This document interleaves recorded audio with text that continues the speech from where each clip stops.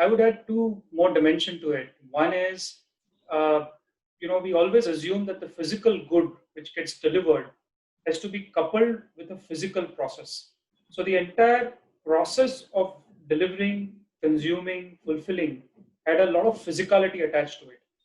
So if I really go back and look at, you go to any organization, whether it's in your current role, Daisy, or I go to any organization, you go and say that I already have something physically. Let's do some digital on top of it. I think one fundamental shift, at least we see wider lens across customers, is that the digital is being thought first, and then where do you need physical touch points, whether to deliver a good, ship it, fulfill it, and so on. So I think, at least in the services industry, that shift has definitely happened.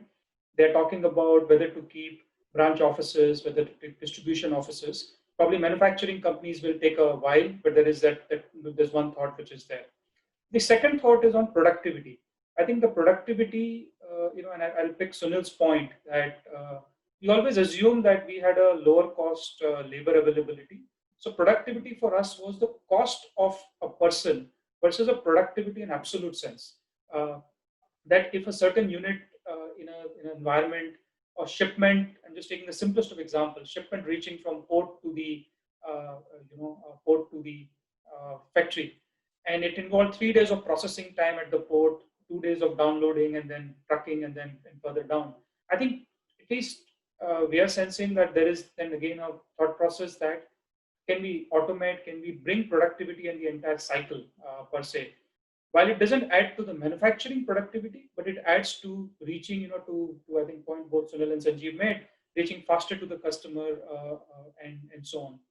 And probably the third point I'll make is at least one behavior which I see, wearing the lens of a software kind of a provider, is that the conversation on technology is no longer a CTO, CDO domain. I see first time that the operations people or operation leadership, the business leadership, having such a strong view on how my model should be, how my engagement structure should be. So I think that clearly, probably the first and second will take time to evolve. The third, in my personal view, has happened, and it is going to stay henceforth.